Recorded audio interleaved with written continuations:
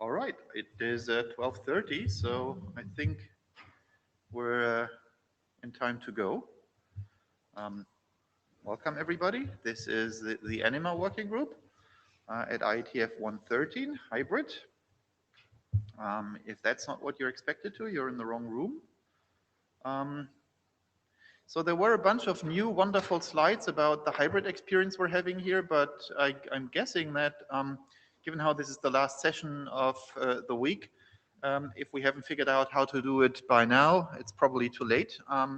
The one thing that's always very much appreciated for the people in the room, when you step up to the microphone before that, please, click on raise the hand so that the remote audience will also see your name in the queue. I think that's the most important one. Otherwise, standard procedures, IETF note well, everything is public, and there are a lot of interesting BCPs when you can't sleep that you should be aware of. Right, logistics, I think there is nothing of importance here. We've got a note taker, but it's also everybody else who wants to help taking the notes. Please go to the Hedgehog document and help with it. So let's go through some of these reminder slides here that I hope are always useful. We've got the early IPR disclosure process. So by the time that we're adopting a document, we're already asking the IPR question so that we're not surprised later on about a possible IPR in a document when we try to offload the document to IESG to become an RFC. We also now have 8 RFCs, so especially for the folks amongst you that are implementing either of those, when you find any bugs and problems, of course, raise them with a list, but specifically when they're against the text, we have an errata system in the IETF that allows you to track any such textual issues, and when you are implementing, you obviously also want to read the erratas of those RFCs in case they do impact the implementation, which I think a few of them do. So now let's get through the actual working documents that we have. So the first one, the oldest one, is the ASA Guideline Document. There is no slot for it. I think the main author is well asleep in New Zealand right now, and it is an auth 48 for 45 days. So I think that leaves it 3 more days. No, kidding. But yeah, it should be an RFC pretty soon, and I'm not aware of any issues in the author 48 process left. So that brings us to ongoing work. Brusky Cloud, we've got a slot for it. You are actually misleading people for the 48. It was 48 hours rather than 48 days.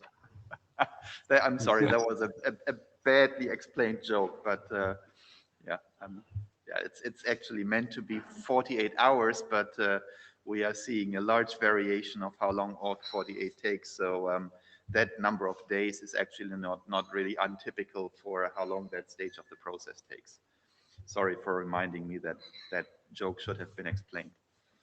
All right, then, so I've been trying to track, where work actually happens. So you'll see that most of the working group documents that we have been doing good work, and we're having slots for them. So no need to mention that in more detail here. What's specific? So we've got the constraint join proxy that is in the process of being submitted to IESG. So I think the current state is AD review. So that's hopefully going through well. We'll hear in the slot. We've got the Brucey Async Enroll, where there will be a name change coming up. That's the unusual thing about that one. We've got Brusky PRM, that all of those are talked in slots. We've got the Constraint Voucher, where in the last IETF we felt we needed more early review from the broader community. I'm going to talk about that separately in general, but that has happened very nicely since IETF 112. We've got the JWS voucher, standard ongoing. Now we have grasp distribution. I talked with the authors, and there is no slot here for this one. The Shepherd has done an extensive review since the last version, and the authors are working on a reply, but they couldn't come to the IETF this time around, so that's why they didn't request a slot and didn't hurry with their update to meet the deadlines for this IETF. So hopefully we'll talk about that one in Philadelphia. Then we've got update as co-author for this draft. We are running well. We only receive very minor comments, and that would be addressed very soon. So we feel there's nothing major to report. Yeah, I think the major part is really the Shepherd review. So I think that would be the major, I think, feedback to take into account. Sure, will do. Okay. Right. So one thing that slipped through the cracks, Michael, the voucher delegation, that's expired. Nothing for it. So it's just kind of in the whole list of priorities, just at the bottom end. All right. So let me just quickly take a note on that one. Voucher delegation. It's just low priority versus the other working group drafts. Okay. Right.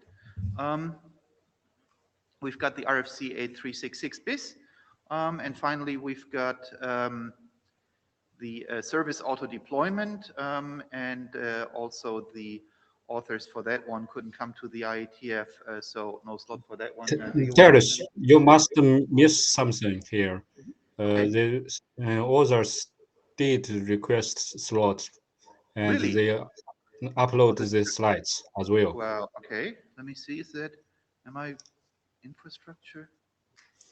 Access? Yeah, the slides number 7. 7. Oh, okay. Right. So that was a mismatch on my side. Okay. I'll have to fix the agenda slide and upload the fix to the agenda slide. Let me do a TBD. Yeah, hopefully we that was just should have enough time. Yeah.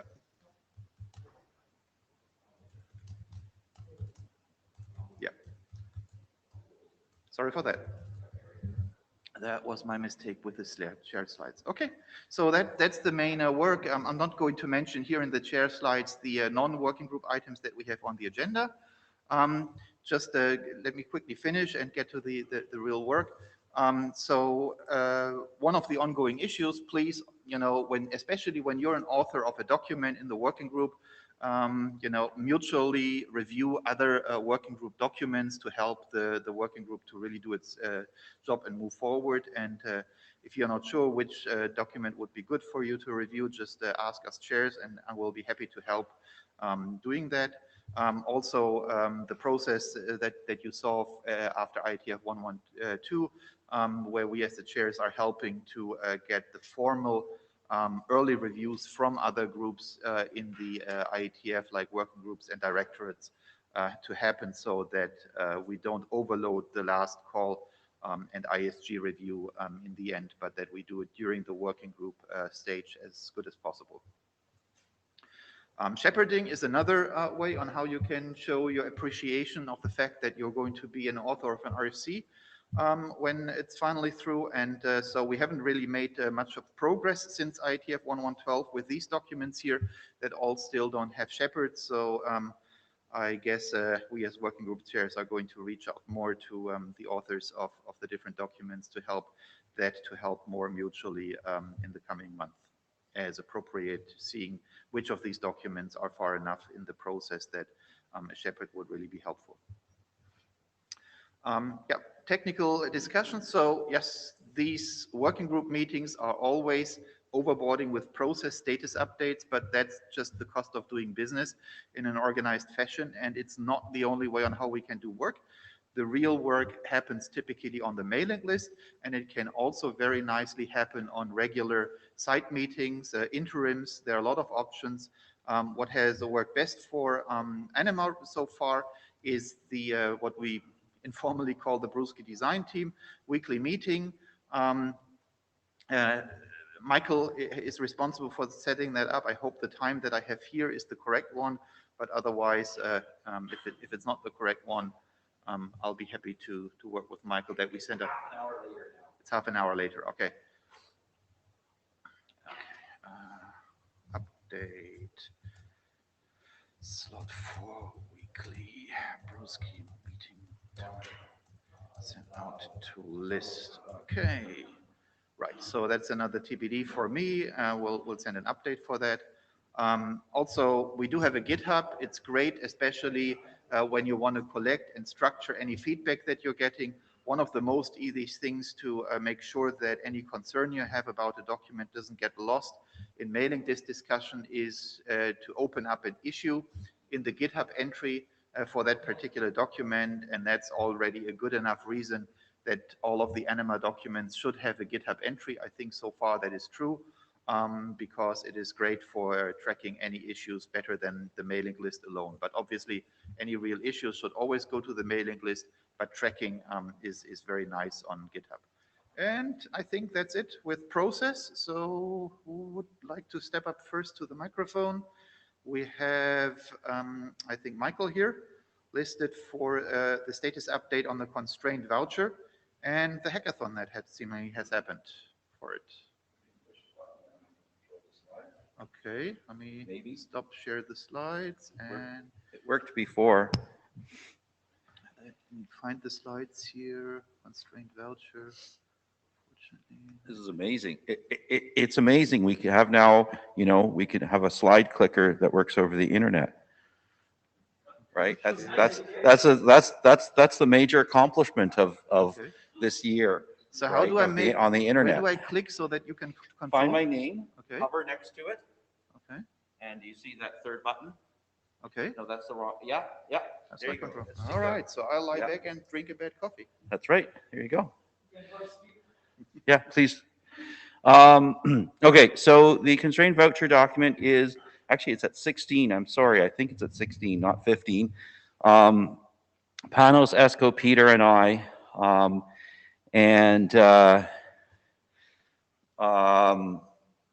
you know, this is I really like this big duck. It's really nice.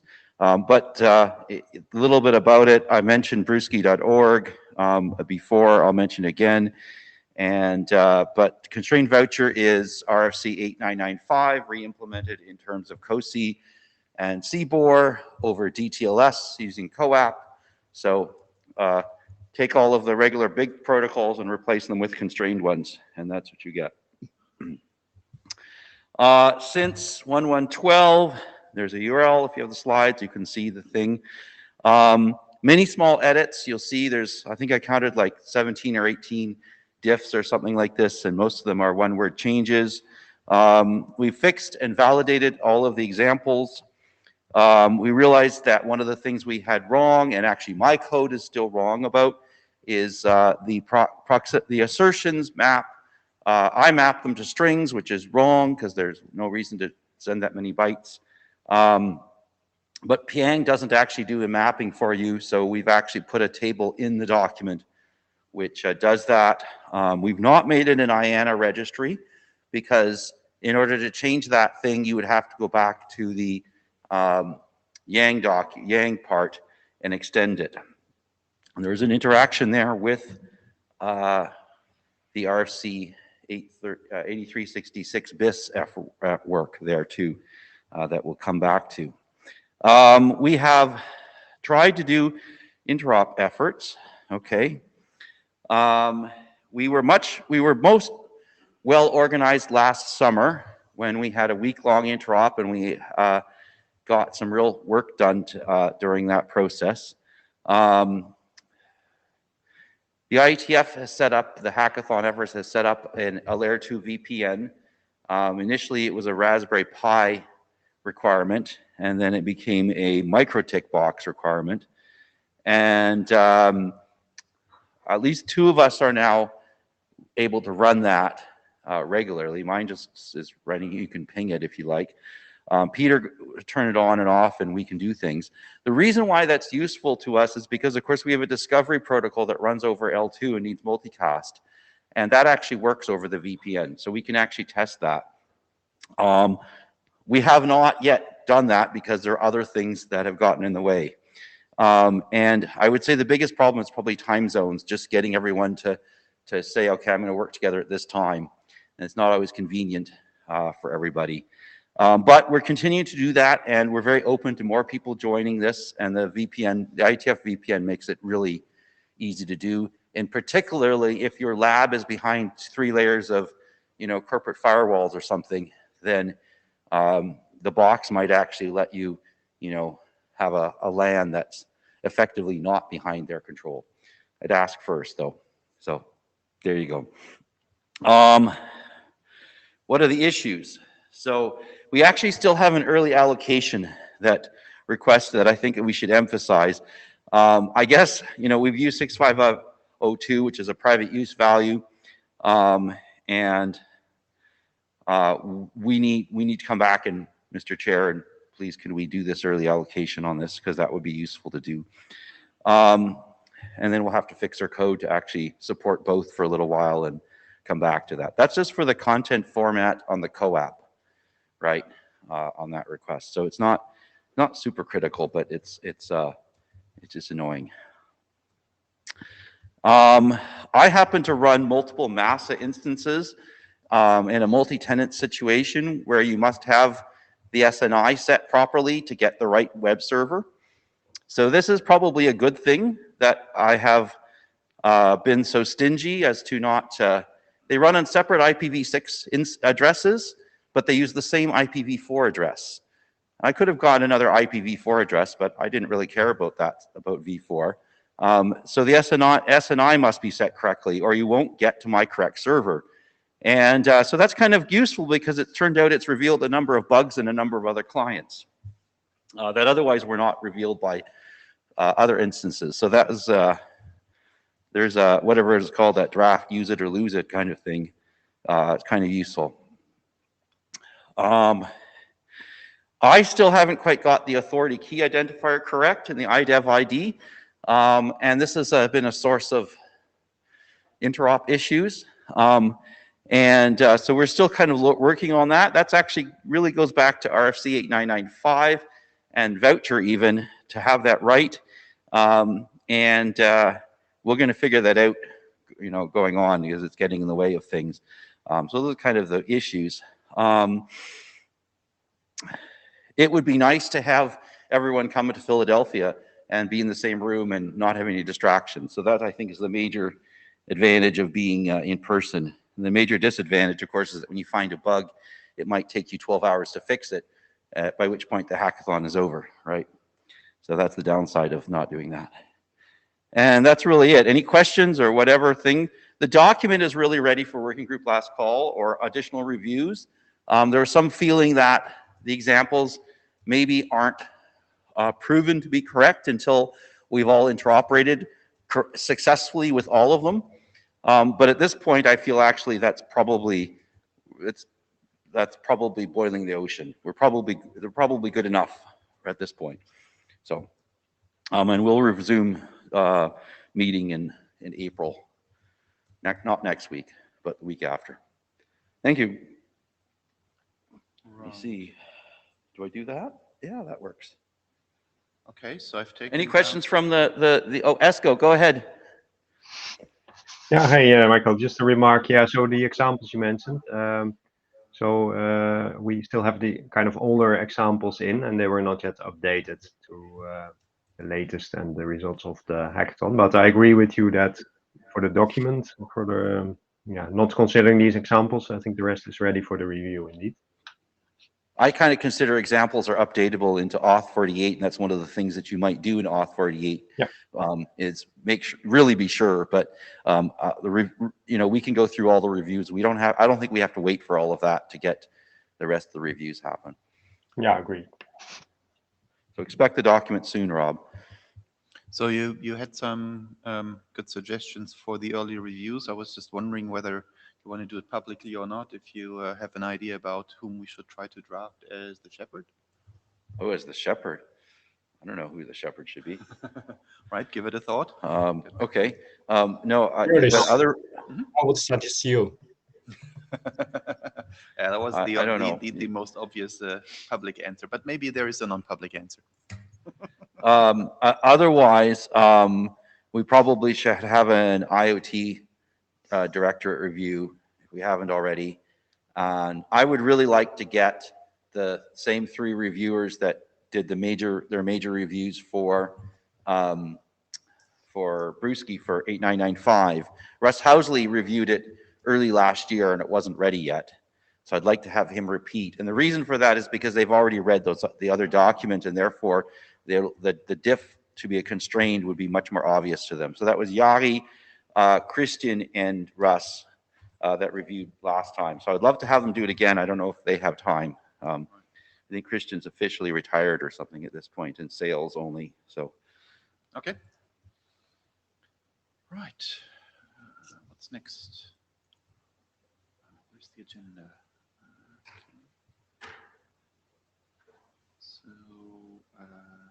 Right, so we've got status update on JWS Voucher. Who wants to present? Is that local or remote? Thomas, it sounds as if you want to go. Yeah, that's me. Hello from my side. Yes. So let me take the. Where is it? So I haven't shared the slides. Do you want to share them yourself, or do you want me to find them? Choose a deck to share. Okay. Share. So now it should be available. Mm-hmm. Okay. Yes, we see it. So yeah, this is a short update on the JWS signed vouchers. We started some months ago, or almost a year, and it's in version 3 currently. So let's see what we have. Next slide. So here to recover a bit. This is another form factor to the original voucher RFC 8366, which specifies CMS signed JSON, and here we see another option, which is JWS signed JSON. So there are no changes to the Yang, and so this new voucher format could be used for standard Brewski, so 8995, and it also, so the Brewski PRM, so pledge in responder mode, relies on the JWS form factor here. What else do we have? Next slide. So the options we had. So initially we started with the JWS compact serialization, which you can find in chapter 3.1 of RFC 7515. And so this was an arbitrary choice, and because it was convenient, looking to the libraries, no big deal for implementations here. But lately we changed to general JWS JSON serialization for reasons. So we want to have, or maybe future use cases could require more than one signature to a voucher object, and also not to limit this new form factor to one signature, and compared to the existing vouchers like JSON and CMS, and also CBOR and CroSign. So we do not want to have a difference here, because these other form factors also support multiple signatures on the voucher payload. So this is why we switched to this other form factor, and we see it, I think, on the next slide. Yes. Here I have a voucher representation. So on the left-hand side, you can see a general JWS JSON serialization syntax. Looking at the payload, it's you can see it's a voucher with some fields everybody should know. So assertion, serial number, nonce, for example, created on pinned domain certificate. And then we see the signatures array at the bottom. So here it's only showing one signature, but the brackets indicate that you can have multiple signatures in that. So so details can be found in the draft. So figure 1 gives more details on that, and then we also have an example in the appendix, which is then the voucher itself as an example. So, and you can see it here. We have the payload base64 encoded, and then we again have the signatures array with the protected header base64 encoded, and the matching signature also base64 encoded. And that's all. So to the syntax and to the example. Yeah, history of changes. So main change was go from compact to general serialization, and what we did is also include syntax and examples for the different objects, which is pledge voucher request, registrar voucher request, and the voucher itself. That's that one. And then, yeah, the next step is to enhance the description. So I think content-wise we are complete, but we need some more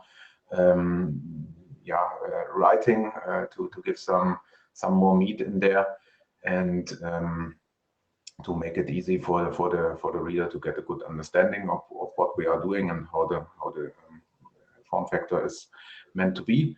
Then we have regular alignment in the design team calls. We circulate the outcome to the mailing list, and we have POC implementations together with Brisky PRM. And yeah, also here working group review is appreciated. And I think that's it. Yeah, it's only the abbreviations. Yeah, that's it. Are there questions?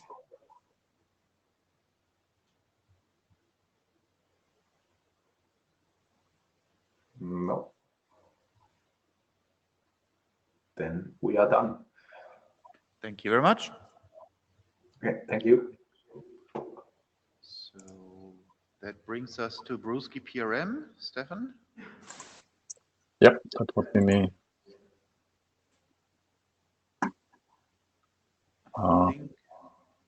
Wait a second, I need to revoke the slides. And Stefan, now you can start sharing your slides. I tried to request the slides. Yeah, request again. That was because there was still the previous share. Okay.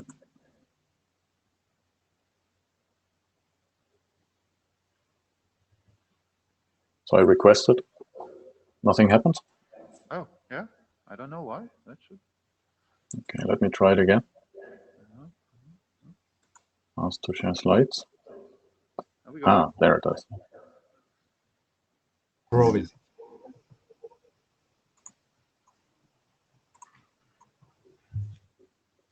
So it should be visible. Yeah, I would like to give an update of the work we are currently doing. Thanks. I would like to give an update on the work we are currently doing for Brusky and Pledge in Responder Mode, PRM. So that's the work that besides Thomas and I, Elliot and Michael are involved in.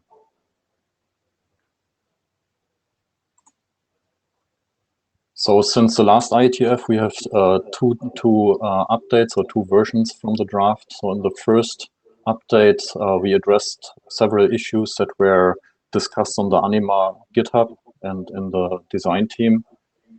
So I'm starting from the beginning. So issue 15 was we incorporated an option for additional signature of the voucher. So this is what Thomas just mentioned in the oh, those are the old slides. Yeah, anyway, we incorporated in the additional signature for the voucher, which is intended to provide a proof of possession of the registrar, proof of possession of the registrar private key. So in Brusky PRM, we reverse the roles of the pledge and the registrar in terms of pushing information down to the pledge. And at first, the registrar agent pushes down the registrar certificate to the pledge, but the pledge doesn't have a proof of possession. So we use a second second signature of the voucher itself to provide that information down to the pledge when the voucher comes back from the MASA and is then forwarded via the pledge agent down to the registrar. So I have a slide afterwards to that as well. So then we included a new endpoint on the registrar, which became necessary because we want to deliver the wrapped enrollment request. So we have a PKCS10, which is typically provided to the EST simple enroll endpoint. In Brewski PRM, we are using a signature wrapped PKCS10. So that was the reason to define an own endpoint on the registrar to not change EST at that point in time. So then we had issue number 8 and 7. They somehow are corresponding. We were thinking in the very first beginning to support multiple CSRs during the run of Brewski PRM, but then decided to have a single CSR, certificate signing request, to enroll for an LDEF ID and entity certificate, which is a generic LDEF ID. And based on the LDEF, the generic LDEF ID, further certificates may be bootstrapped for the endpoint. So that can be done using the existing endpoints on the registrar, but it's not intended to do that on the first flight. So that was the reason to drop the support for multiple CSRs, and consequently, we also have dropped the support for additional signatures on the enrollment response, as we just have a single generic LDEF ID certificate as response for the enrollment request. So based on the POC, we also verified that we utilize the IETF ZTP types, the Young definition for that correctly. And issue number 4 is also solved. So that is the assertion type, which was aligned with the voucher definition in RFC 8366 bis. So we have defined a new assertion type there, which is called agent proximity.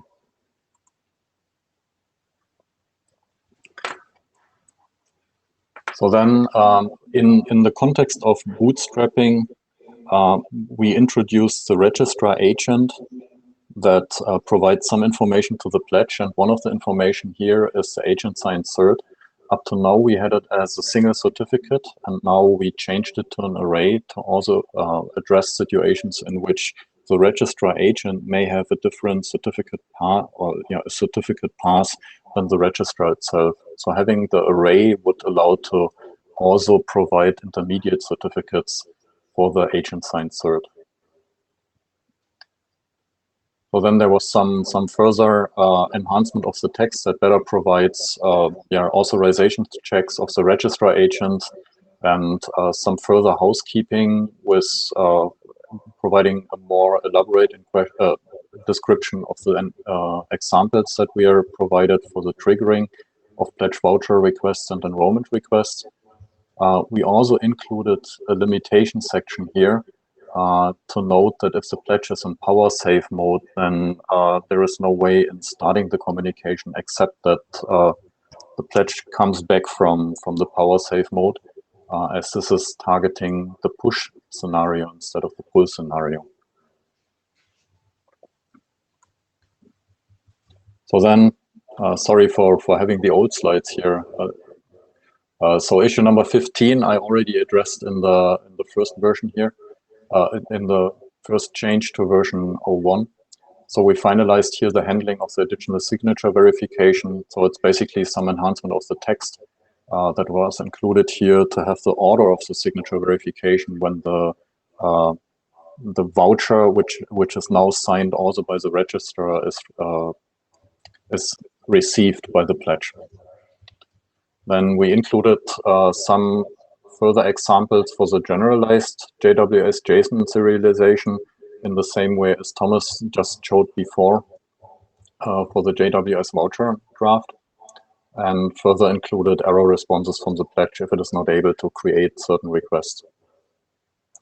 So issues 7, 8, 14 are basically resolved by sticking to one certificate that is requested, the generic LDEF ID, and getting back also a single certificate. So that are all corresponding to the changes or to the issues that I've mentioned before. So just to picture this utilization of multiple signatures on the voucher response. So on the right-hand side, that is the flow chart I always used. There's an awful echo, by the way. The right-hand side shows the flow chart that I showed at the IETFs before that gives some more detail on the interaction between the pledge, the registrar agent, and the domain registrar.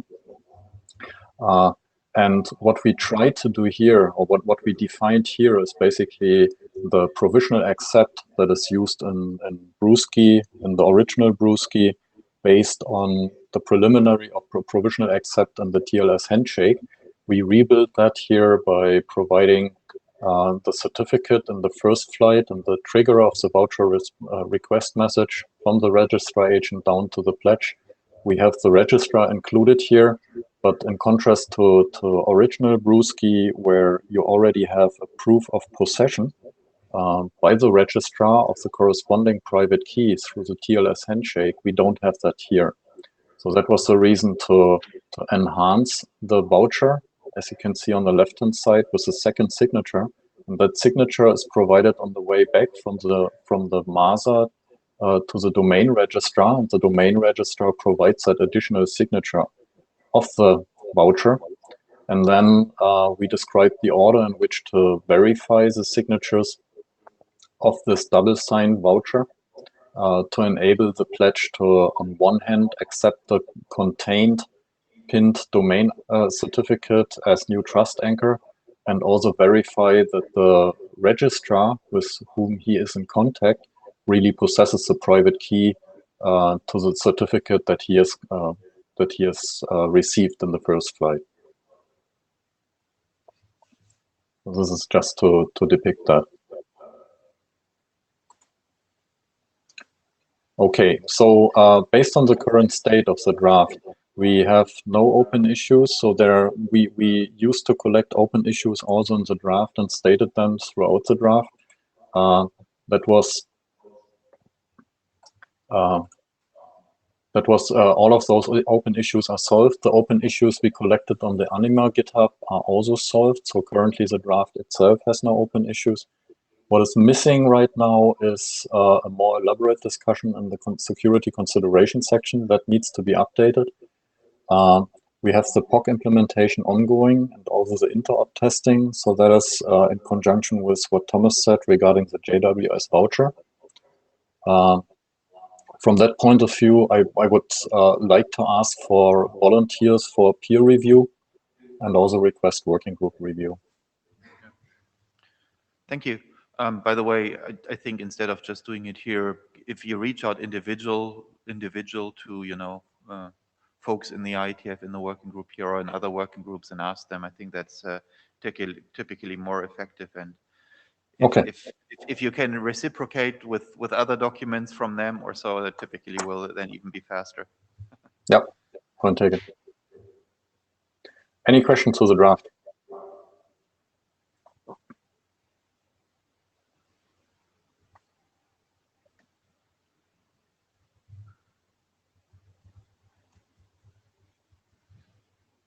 All right, that sounds like we have a wrap on this item. So, okay, you stop the share, great. And next in line would be Brewski AE with a new member, author here. Let's see. Can you hear me? My name is Dave. Yeah, we can hear you fine, David. Can you try to share the slides yourself? I would ask you to share if otherwise I can also give it a try. I can try to share the slides and just so good with taking notes then in parallel.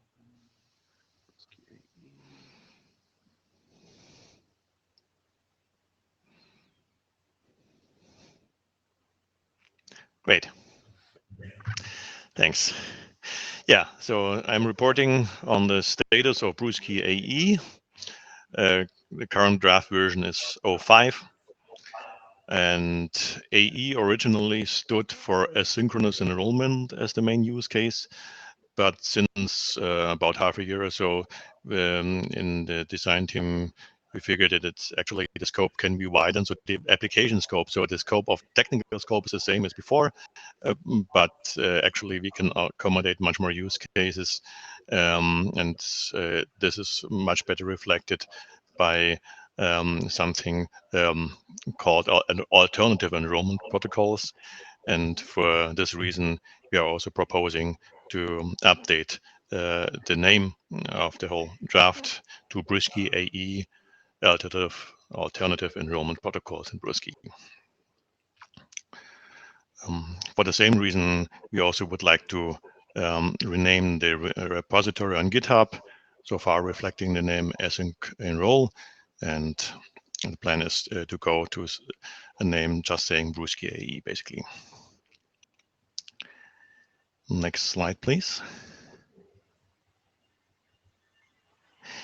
Just a quick recap of what Brusky AE is about. The idea is that it is a variant of standard Brusky, where instead of the usual use for when doing the certificate enrollment step, not to use EST simple enroll, but to use any other certificate enrollment protocol that supports self-contained request messages. With such type of request messages, we get independence of the transport layer and therefore have much better flexibility on where to process certificate requests. And this is reflected in this figure, focusing on the orange frame box. This is the part where after initial voucher exchange, the pledge would like to enroll a certificate. To this end, it can optionally request further certificates that it may need during the enrollment or later. It can optionally also ask for specific certificate request attributes to include in the request.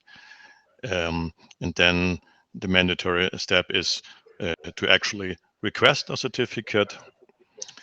And this is done, these three steps are done in the new protocol or whatever protocol you want to have instead of EST simple enroll. For example, you could use CMP or CMS or EST full CMC to this end. And after the request arrives at the domain registrar,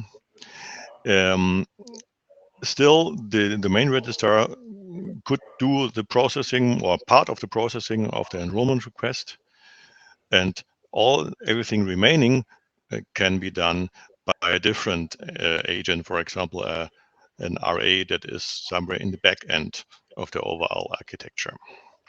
So we have some more flexibility in the system design and structure, where the RA functionality can be shared freely between the domain registrar of Brusky itself and some optional external entity doing the rest of the RA functionality. Are there any comments or questions on this, on the overall scenario? Yeah, just Thomas here. So this, and I think the prior one as well, always makes me sad to see that these wonderful diagrams maybe just temporarily shown once in a working group meeting as what I think where they would really be great in the document. So if you folks are interested, it would really be cool if we could try to see what the current processes by which we can get at least that in the PDF. Mr. Richardson is against it.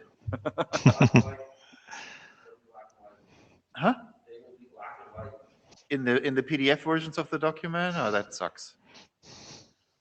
But I mean, this one actually might still be very, very nice, even in grayscale, right? So grayscale it is, not black and white. So I stand with my opinion that it's a shame if that work was lost, as opposed to make it into the RFCs, even in the PDF version. So if you're interested, right, ping me and we can talk with the RFC editors then, if or how the tool chain works.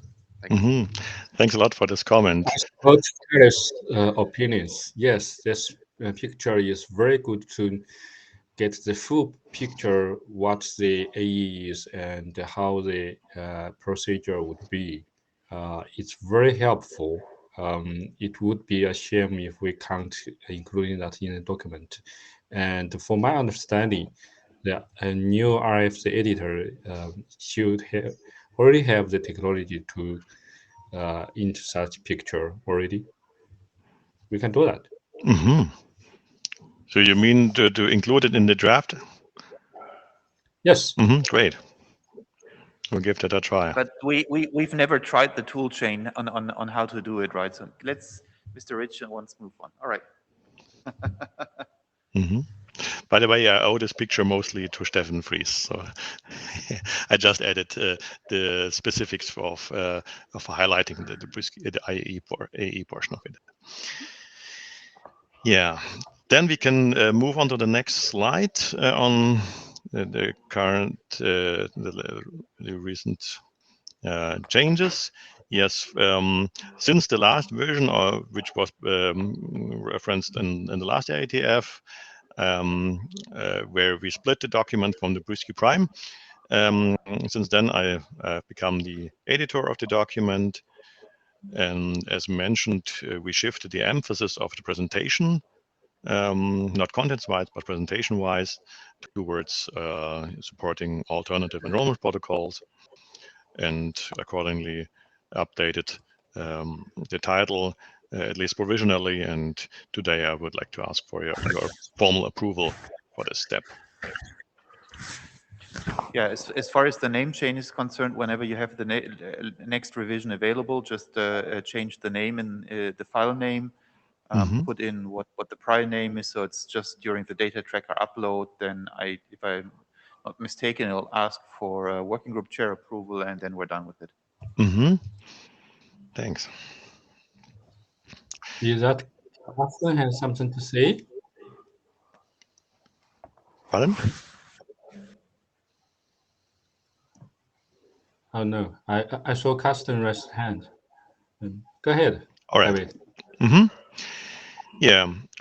Apart from this major shift of focus of the text, we moved around some sections towards appendix in order to make the document more readable, and also shuffle around some other sections, and also streamline the wording, and we consolidated the terminology and etc. So meanwhile, I would say the document is in the pretty stable status already, where it should be pretty convenient to read.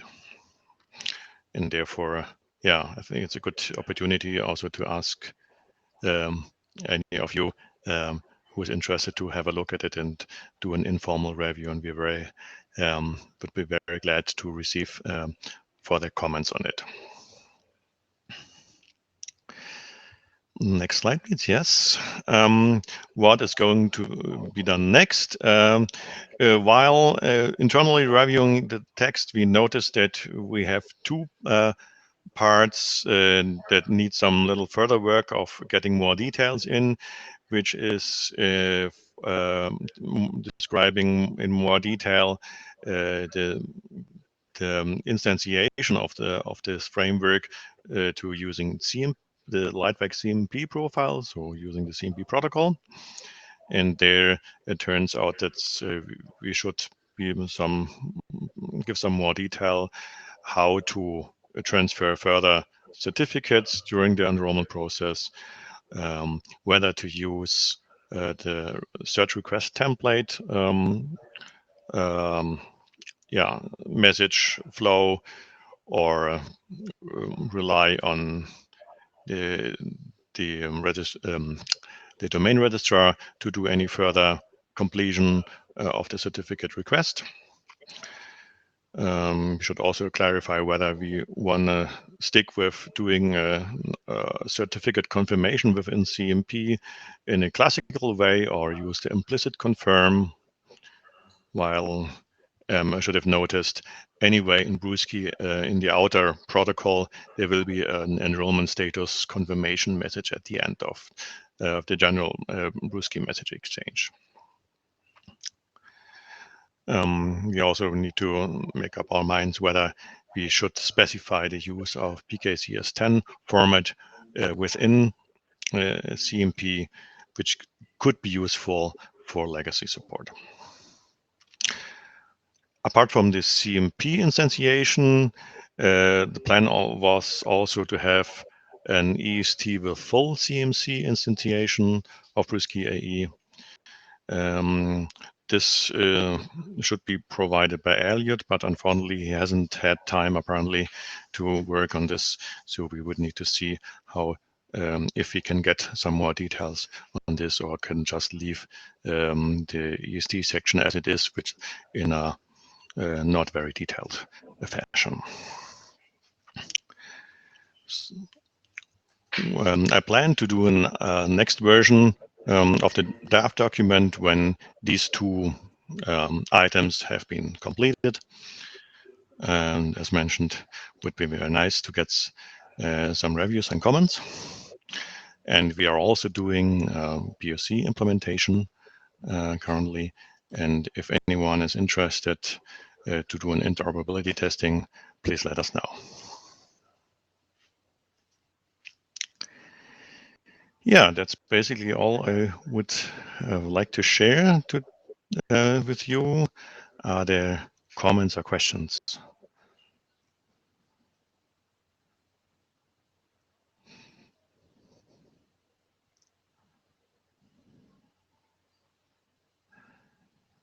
Apparently not. Thank you. Thank you very much. Michael, you want to step up to the mic again? Yeah, it's 8366 if I find the slides and the Richardson line.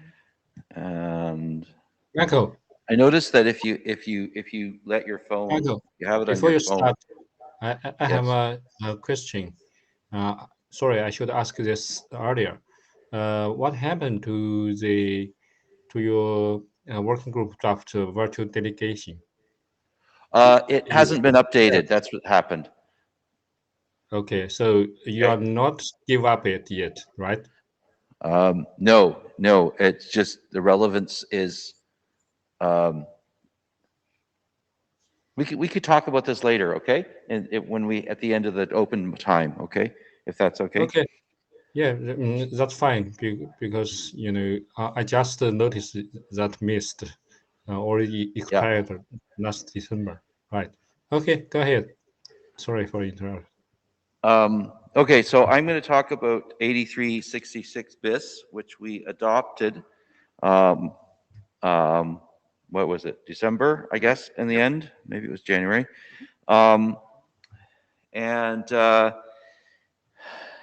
What was the initial motivation for this is that, particularly coming from the alternate enrollment, was that we realized that we wanted to extend this Yang enumerated type called assertion.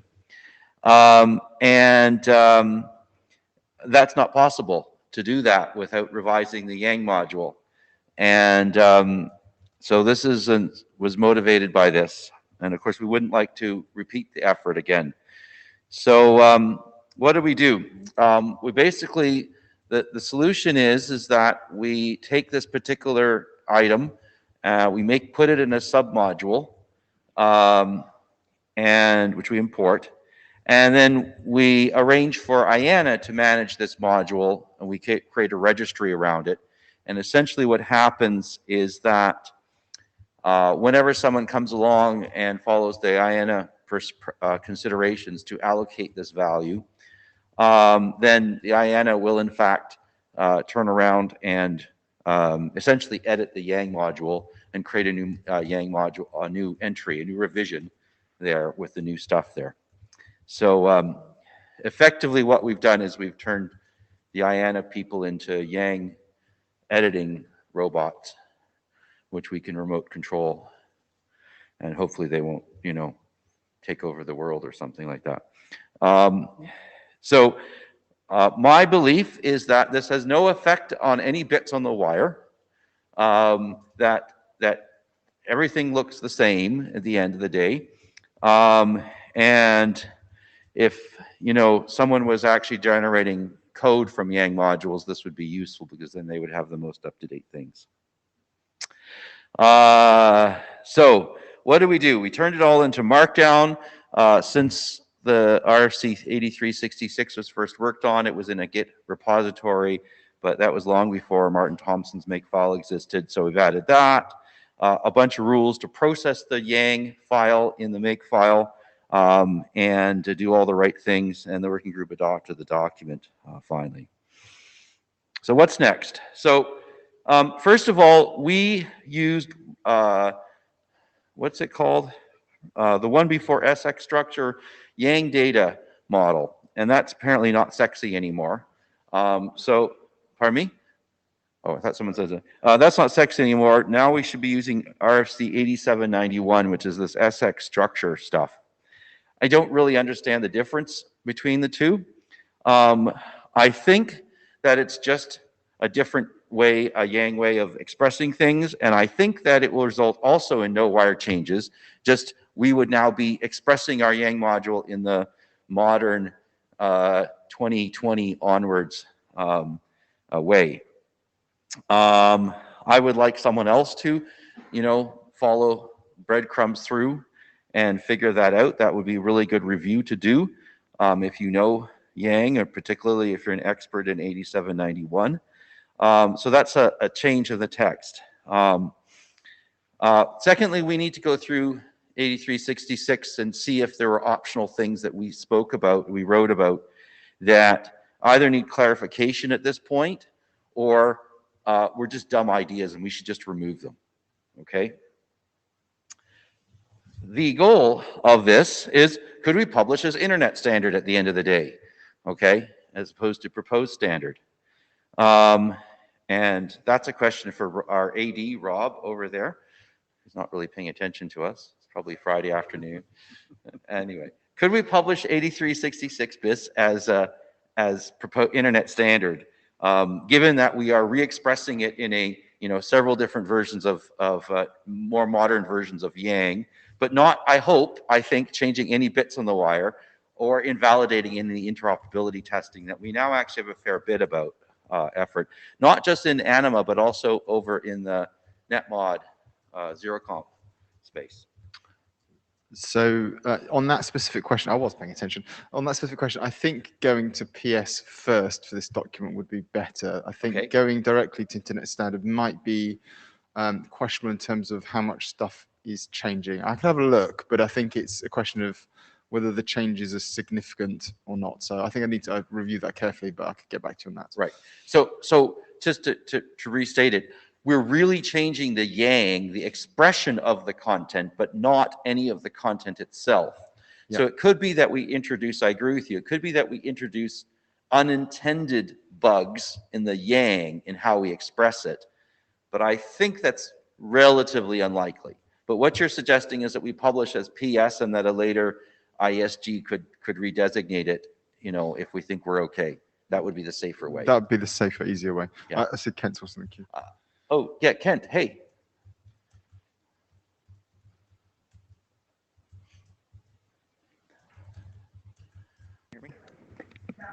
As he finds the unmute button. Can you hear me? We can now. Okay, wonderful. The difference between Yang data and SS structure. Yang data does not define a protocol accessible node. The simplest way to make an analogy is Yang data is like a grouping, whereas SS structure is like a container. Okay. Okay, and will it change any of the content in the end? The serialized JSON, for instance? All the inner nodes, of course, are rendered the same. It's just the outermost envelope container, or that outermost node doesn't exist in Yang data, but it does exist in SS structure. So wherever Yang data was instantiated before, it was probably wrapped by some sort of container or envelope, and the name of that envelope now needs to be the name of the SS structure, and then you'll have the equivalent. Okay, so if we can accomplish that, then we will accomplish no bits in the wire change then. Yep. Yeah. And what do you think about going to internet standard? Do you think that the experience on over in net comp is mature enough to say to justify that? Well, I don't want to swim outside my lane, but I've never heard of a draft like this to going to internet standard so quickly. So okay, all right. So you think we should do it PS, and maybe we'll get it blessed later on.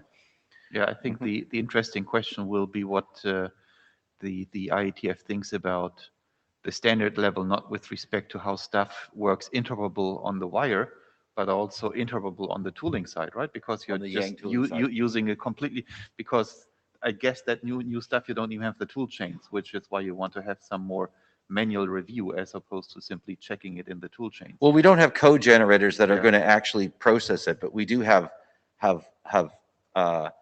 we do know how the serialization works and all that other stuff. So that's I think okay.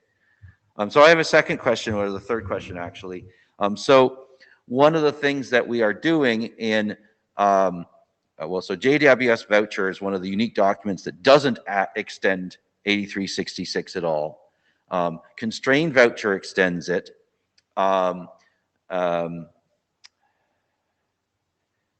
There's another document that extends it. Now I can't remember what it is. There's 2 or 3 documents that have taken 8366 and extended it, often in orthogonal directions, and you should actually be able to combine the extensions at the same time. I don't know how to express that. So the question is, those documents now, they're still extending 8366, and the question is, well, should an 8366 BIS, should it go and now reach in and take those extensions and include it into the 8366 BIS document as, additional sections or something like that to make it a little more, inclusive? Or should it just continue on and do what it does and be only what it is and have extensions that happen there? And the extensions happen with the grouping that we created. I don't know the answer to that question. And in particular, I don't know how to tell someone to use 8366 plus whatever constrained voucher comes up with, plus say whatever delegated voucher comes up with, because those are orthogonal extensions. You should be able to combine them. But I'm going to tell you, here's 3 RFCs to implement. And I don't know how to mix that yang. If I was doing a code generator, I wouldn't know how to put that yang together. I don't know if that matters. I don't know if it even, it may be just perfectly fine for someone to say, here's 3 RFCs, mix them all together, you won't have any problem, and that's it. I think process-wise will stay. I mean, the smart money is on keeping it separate. If I were thinking about, trying to write a document that has all the IPv6 extension headers together, and then, things were retired later on, what you do, right? So that would affect everything together. So by keeping things in separate documents, it also means that we can change their status accordingly over time. Absolutely. So that's the point. So I was trying to get the status, but then there's also the technical side. But you know what? We do sometimes come along like DHCP v6 BIS, right? 8415. We actually pulled all the extensions into one document, and it made sense to do that at the time, right? And I'm just sort of asking, well, does that make any sense? Rob Wilton, is Kent still in the queue? I don't know, but I'll jump in anyway. Just one observation: you've also got the wonderful updates tag that is very vaguely defined. So you could also update the other 2 extensions if there's anything required to explain how they worked with the updated version of 8366 BIS. 8366 BIS could update these other extensions. Yeah, just the documents, just to flag them. Okay, that's a good point. And I think the timing will be such that they'll actually be published beforehand anyway, or maybe at the same time, but anyway. Okay, thank you. That's all I have. Anyone else have any questions? Some people, you guys are still in the queue. Kent, did you have another thing to say? Yes. Regarding pulling things into 8366, another consideration is that I would imagine the BIS would obsolete the 8366. Right. That's the typical thing that's done.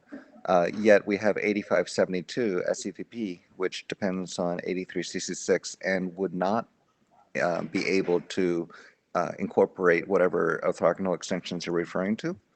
Yeah. So that could cause problems for 8572 if that were to happen. If it were to be obsoleted? Yes. Well, if suddenly there was a new RFC that replaced 83C6 and included these orthogonal extensions that 8572 could not take advantage of, then implementations of 8572 might be left in a situation that would be difficult for them. So not including extensions would make it easier for other things that are depending on it. I hear what you're saying. I agree with you completely. So that completely you know, settles for me any decision about whether we would incorporate anything else. Yeah, I mean, maybe it's also status check, right? I don't think we've always obsoleted the prior version. Is TLS 1.2 obsolete? I think that's a separate, different kind of conversation. Right. I think you should ask, is RFC 822 obsolete? It's been replaced twice. Right, but if we don't obsolete 8366, but we just, you know, supersede it, it's kind of maybe less of a problem for the existing documents like 8572. It's just, you know, playing correctly with the status. No, I think it's okay if we obsolete it because the new document has the same content. And so it's perfectly fine for the other documents to just say, oh, well, we're just moving up to the new one, and that's fine. I think that's as long as the content is the same, right? And that's what Kent's point was. Otherwise, you'd have to say new document minus this other stuff, right? And then that's, I think, too complicated. Carson? Well, to answer the question, TLS 1.3 does obsolete TLS 1.2. Thank you. 2. All right. Thanks for looking. Anybody else?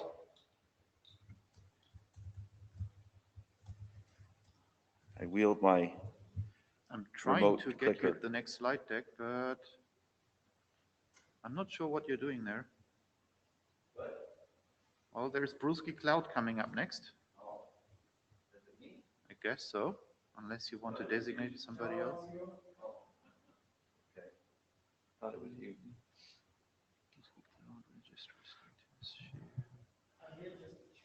Oh, all right. Well, I did look at the slides just earlier because I thought it was you that was going to be doing them. I think we did publish a new version since the last version. 03. So just to remind you, there's a section in Brewski that says that devices may want to talk to the cloud directly instead of talking to a local registrar, and is intentionally does not specify that, and this document does. So we started with a bunch of different use cases, I think 4 of them. We got rid of a couple of them, and essentially there's 2 use cases. One is that there's no local mechanism to find the registrar, such as perhaps you are deploying a device, such as maybe a SIP phone at someone's home, but it needs to talk to the registrar, which is at the office headquarters. And the cloud could redirect it, and it's literally done with an HTTP redirect, and we had a conversation about which one, and the document says that. And then that was the first one, so there's your 307 thing. And then the other case is that the registrar does not speak Brewski, but does speak EST, in which case the cloud will return a voucher that points it directly to the correct and pins the correct registrar. That's just one of the places where we have an extension to 8366. Now I remember that's orthogonal. So that's a separate use case. In that case, the cloud acts as a partial registrar, but it pins this other device, and then you go to that place and just do EST with that. So the document explains that part as well. We went through security considerations before the last IETF, and I think they were reasonably well accepted, but we're really ready for working group last call and, reviews, sector review would be great. And maybe even some review from HTTP people or something like that. They could tell us if we got 307 right. I think that's it. Yeah, that's the last slide. Any questions? No? Okay. Great. Thank you.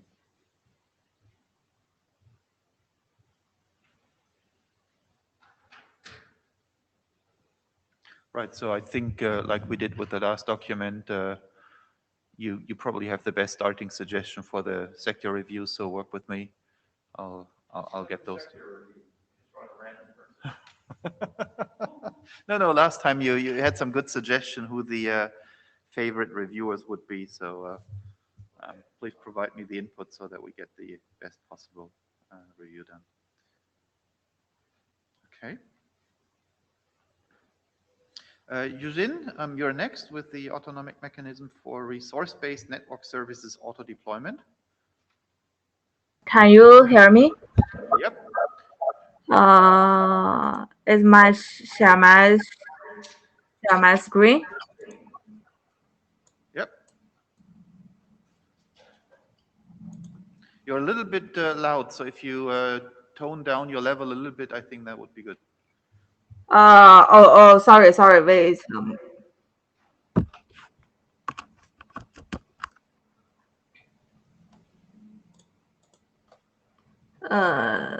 Okay.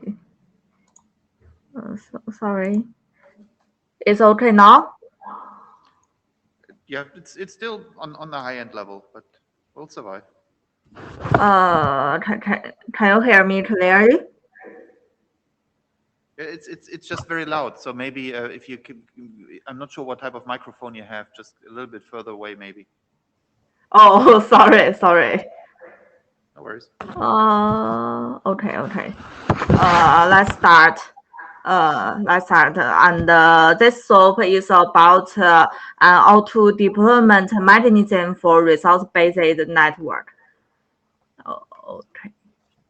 At first, I will have a review about our draft, and the core goal of this draft is want to establish a set of autonomic negotiation mechanism to achieve the negotiation and the distribution of the network resource in the domain network.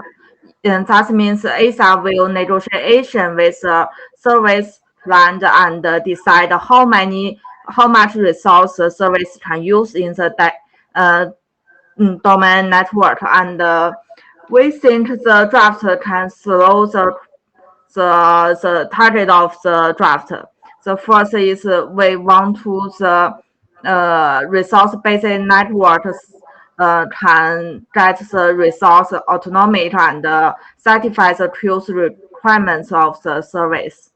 And the second is the mechanism of the supporting multiple rounds of the negotiation that enables the service client to change the resource requirement according to the state of the network.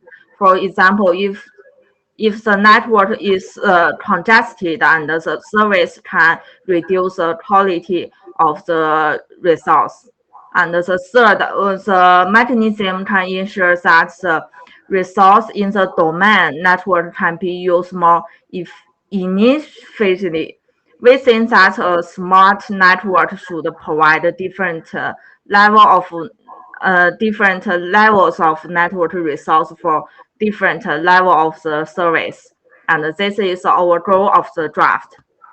And this is a major change from the 112 sessions. And in this slope, I want to discuss an example with parameters. And we think this may make our draft more easy to become realized.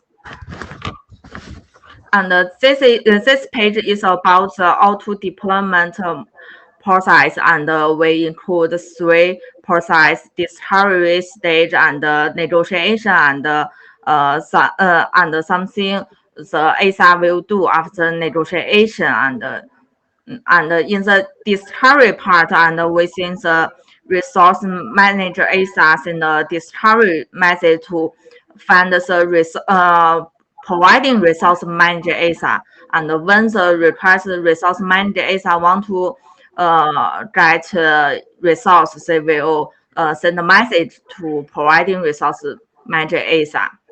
And in the negotiation part stage, and this mechanism allowed multiple rounds of negotiation, and the two Asa will decide the how much resource the service get, and the requesting resource manager Asa will decide at each round how much the resource need to offer, and the providing resource manager will respond how large the resource they can offer, and that means the providing resource manager Asa will consider the network state and the server's information and decide how much resource can offer. And after negotiation, the two Asa get the result, and the providing resource manager Asa will remove the accessible resource from the resource pool. And we should emphasize that this draft is about negotiation how much resource as resource can offer to the servers, and it not release resource whole by whole.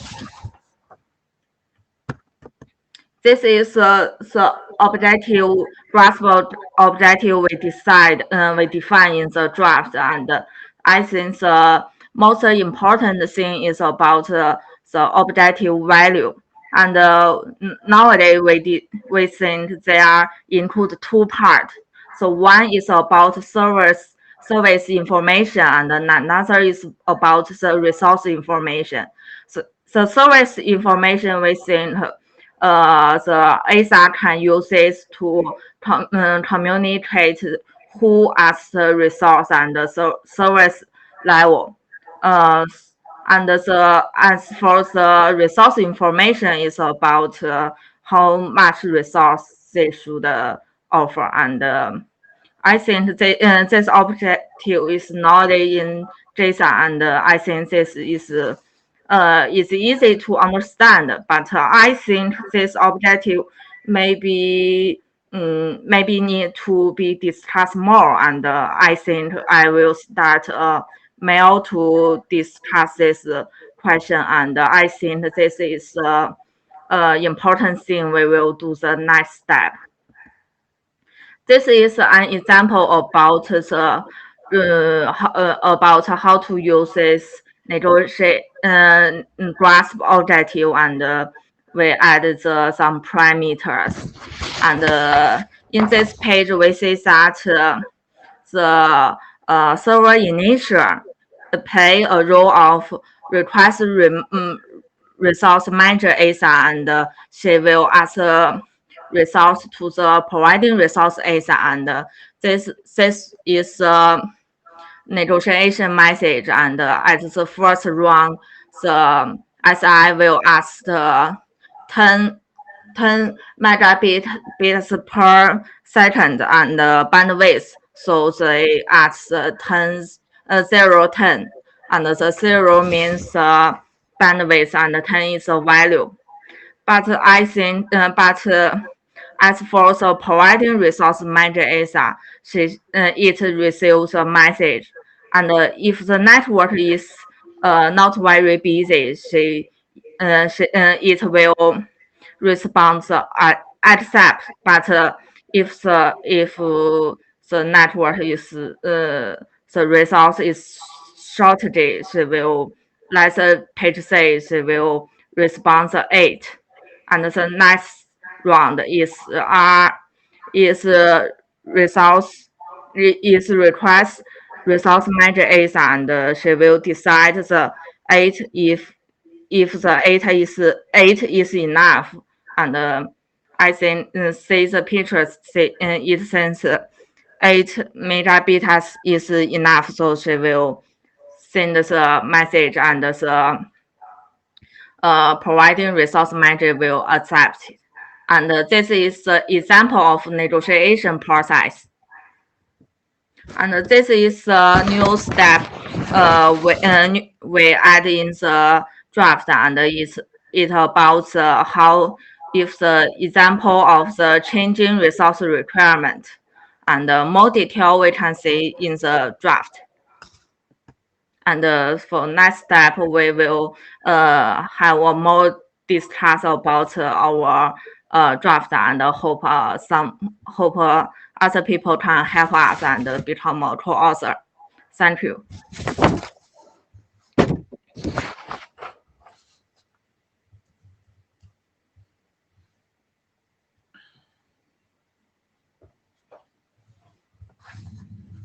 Any questions here? I don't see anybody online. So yeah, I'll review the document and provide feedback on the list. I think it would be great to, so the slides already show a little bit more details on the example use case here than the draft itself. That's great. I think would be good to bring this down to a fully explicit example use case. And I'm not sure what type of proof of concept code you have, but I think such a proof of concept code that would actually result in the reservation of a resource would help a lot. So for example, you're showing the step-by-step process to talk with the nodes along the path, but how do you know the path for a particular service instance that you want to do? I think that's not being answered. And then of course, picking some way to, I guess, actually guarantee the bandwidth, that should also be given as an example. And yeah, I guess that the example you're showing would be some form of alternative to something that in the past RSVP has done. And I guess that discussion of how this mechanism would be better in comparison to such prior examples, that would also help to distinguish the proposal. Okay, thank you. To the list. Sure. Anyone have a question?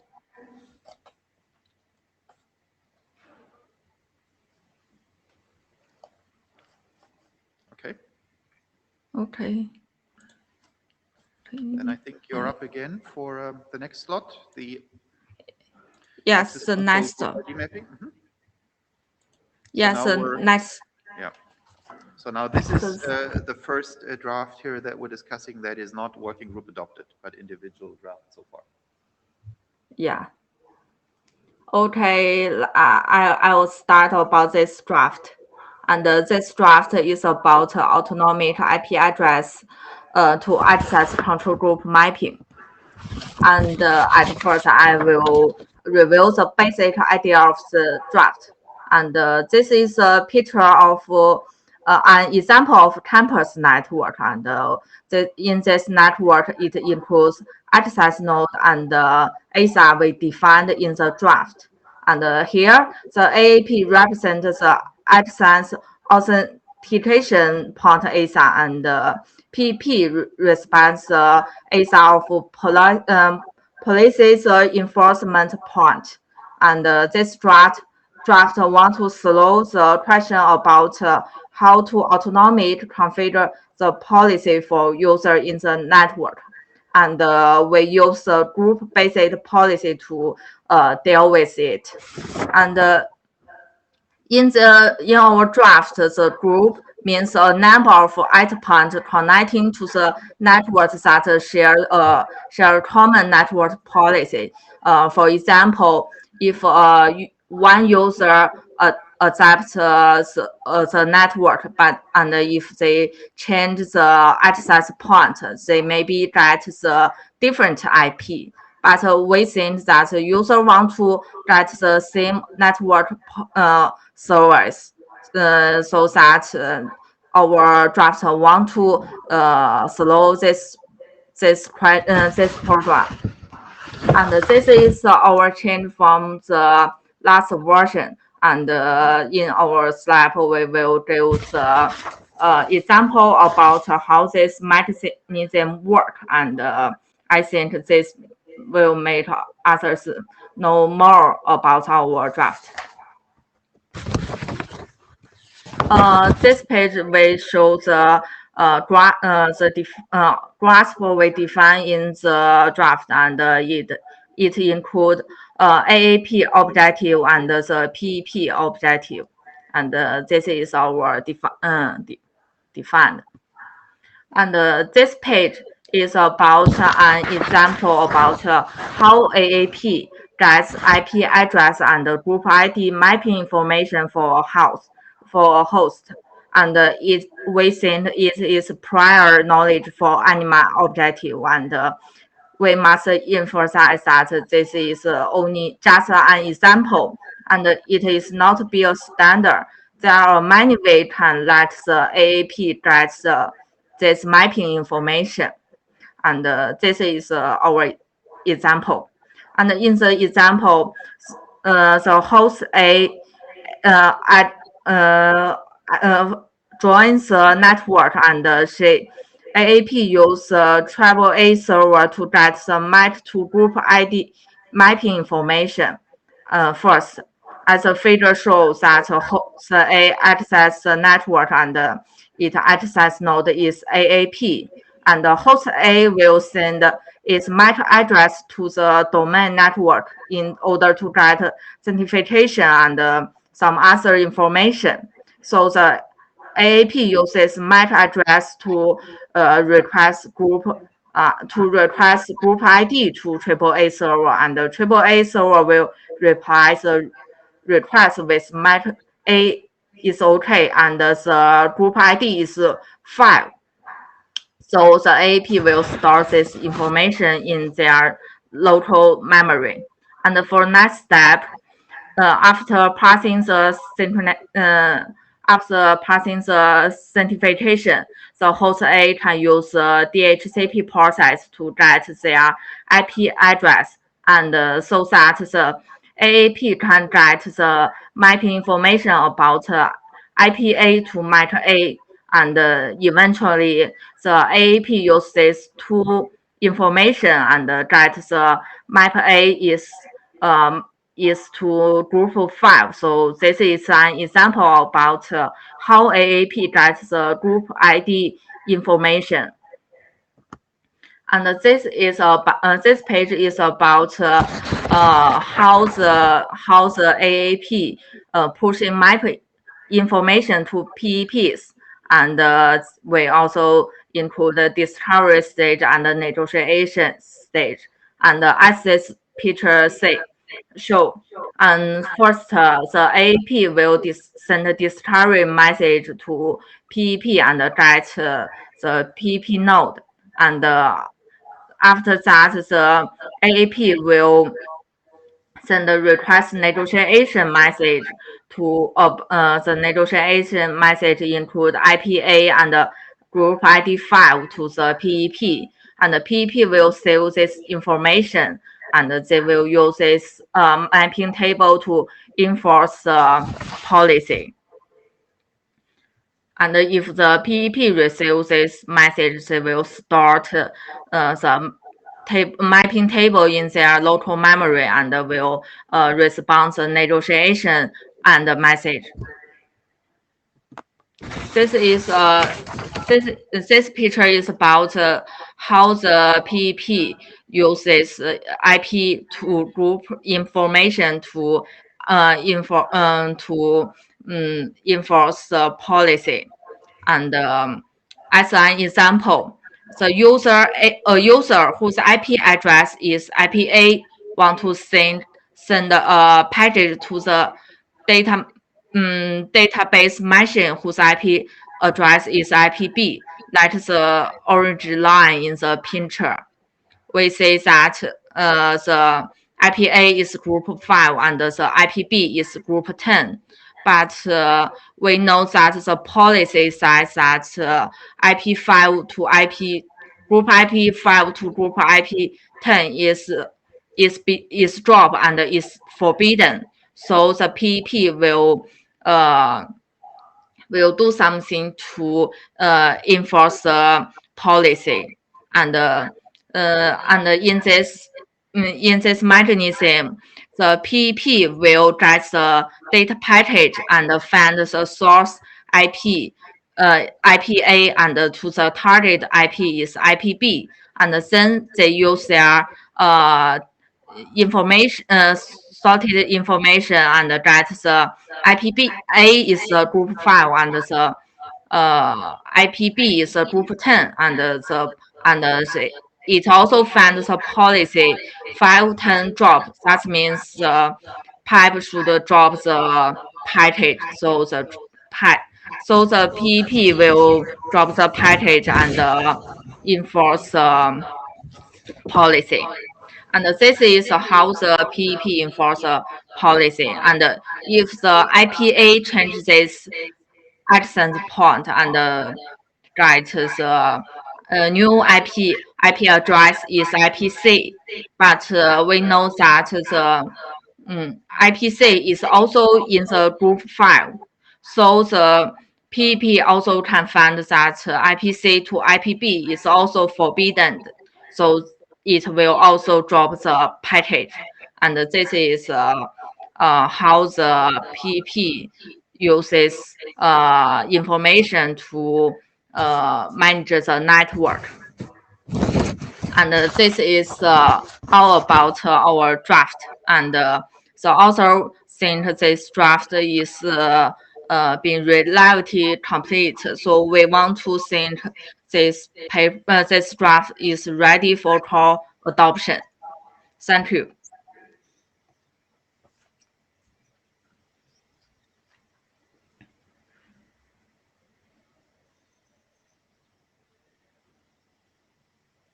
Any questions? Tom Hong, go ahead. Dong Hongdu from China Mobile. I'm happy to see that this draft. We have seen that the growing demand and deployment for group-based policy in the network. This idea is very attractive feature for Anima Asa, and in my opinion, perhaps this can work for the security scenario. Is that an use case for that? Use case for what? Scenario. Security. Security. Sorry. I Perhaps some IP is not allowed to access some node, and in this mechanism, they can control this access. In my opinion. Yes, I know this question. This question I think we will add in the future if the IP is not found. Okay, thank you. Go ahead, Ida. Actually, I answer a little bit more regarding Zhongpeng's question about the security. So, speaking as one of the co-authors, yeah, I think in broad scope, we can say that it is also for security purpose. But I guess most likely we'll consider is like for the policy enforcement. So it depending on how you categorize this. So in broad scope, yeah, it is security. In narrow scope, it is more considered as the policy side. That's what I'm trying to say. Thank you. Yeah, I do have some questions, clarification questions. Could you go back to slides? This page one, or one, this? Yeah. Here, I know that bit. Yeah, here I get confused by this example because in this figure you actually only show the procedure between the host and AAA server and between the host and the DHCP server, which we can reuse the existing authentication protocols or the existing DHC protocols. If that's the case, so why Anima? Yeah. Yeah. My next question is similar. Could you go next page? Yeah.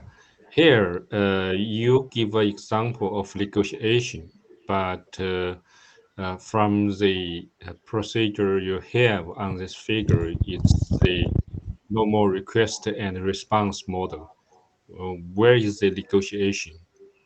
I cannot say how negotiation happen. You request something with certain group ID and receive something or some allocation information back. Then that's a request and a response. It seems misused for negotiation. Yes, I know what you say. Izo, go ahead. Yeah. Yeah, that's a good question. So maybe we can take a look at the previous page first. Yeah, that's regarding. So as Yujing just now showed, this is just an example. So basically, if the whole system deployed Anima, we are thinking that would be one of the essential component for the whole Anima deployment. Here, this is just to show the readers that even some part is not animalized, this can be standalone piece for the work, which can be a standalone piece for the Anima ASA. So that's also why the reason Yujing put here as this is not going to be standardized. So just to show there are different possibility how to use it. So that's okay. That's fine. But yeah. I would like to say another update example which shows, what would be, unified, Unicode value for use the Anima or Grasp protocols, right? Yeah. That's valid. I think we can add a description or paragraph to the existing document to have an introduction on this what you suggested. Okay. And yeah, for the next one, yeah, you're right. We are using the negotiation, so it can be treated as a single what's it, request and reply mode of the negotiation. So basically, of course, this is basically like the PEP point received this negotiation request. Of course, here our assumption is PEP just approve such negotiation, this mapping unconditionally. But in the real deployment, of course, because the PEP is a policy enforcement point, it can use some predefined policy. It can reject this negotiation. So it's still quite a common sense for the Anima defined request and negotiation and negotiation and the policy. But here for the illustration purpose, we just assume everything is okay. So the PEP accept this. So hope this reply your question. Yes and no. Yes, you explain why you use this figure or this example, but that's much better if you can, show a better example which express how the negotiation may happen. That would be better. Yeah. So because this one actually was added to the latest version, which also suggested by Thomas and I think by Brian, because the original version was too abstract. Currently, we are using this flowchart to give a more solid example. So I think one of the way to deal with it, we can try to add something, say that if there is if the PEP doesn't allow this, then actually the negotiation and message, it's not 100% accept case. It can be something like the deny. So we add this example to show that it is there are different consequences, there are different results for negotiation. I think So- that's yeah. So Okay. maybe from my side a comment. So what Yeah. this seems to be in the direction of is something similar to what we've been doing for maybe now 30 years, AAA, between policy decision point and policy enforcement points with protocols like TACAX, radius, diameter. And so that comparison, right, in terms of what can those solutions not do that we can do with the with this ANIMA approach, I think would be helpful. But that, of course, is a lot of work trying to figure out what you can actually do with what we have been built up over 30 years with, radius, diameter, TACAX. So that's not free to wrap Yes. up to. But I think the problem is that if you don't do it, at some point in time, the people who do know those technologies will come for review and say, well, we can do everything that you're trying to do new here already with the old stuff. Maybe it's a little bit more crappy, which certainly everybody agrees to is most of the stuff that's 30 years old. But as long as it can be done, the desire to do something new is very often much reduced. So that's, I think, one of the challenges. And I think what is helpful with understanding that old stuff is trying to find the most easy places where the old stuff cannot do it, right? So for example, what you're showing here, where you're pushing stuff out to multiple points, that is getting in the direction where the typical AAA solutions do not work well, because they're typically really based on request reply, based on a new device showing up at some place. That's where the request reply for the authentication authorization is triggered. Yeah, let's not to carry on too long. We can take it to the list, but that was the general idea. Thanks. Yeah, thanks.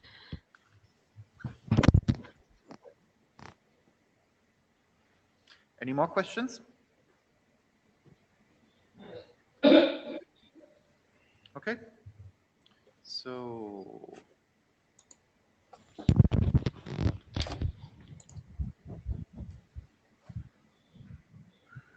I think it's me then. Let me bring up the slides.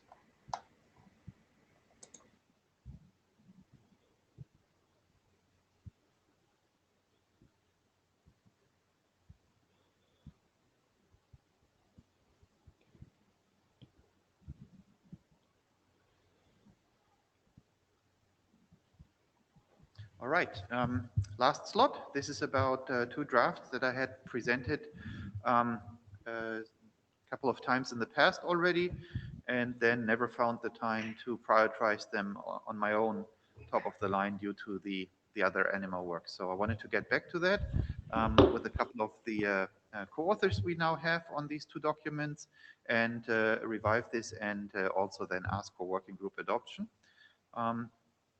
The documents are quite stable from the content and functionality that we're asking for, obviously not from the text quality, details, and ease of read. So please read the documents, but hopefully the refresher here will also help to get the gist of what it's about. So we've got the autonomic networks that we want, right? Brewski is autonomic, we hope, zero touch, except, power and Ethernet cables maybe. But what if anything goes wrong? How about the troubleshooting side, right? And how about the ACP then, which supposedly is booted automatically after Brewski? So the first and most simple use case I would like to finish up is really to get something that we described in RFC 8366, which is the ACP for the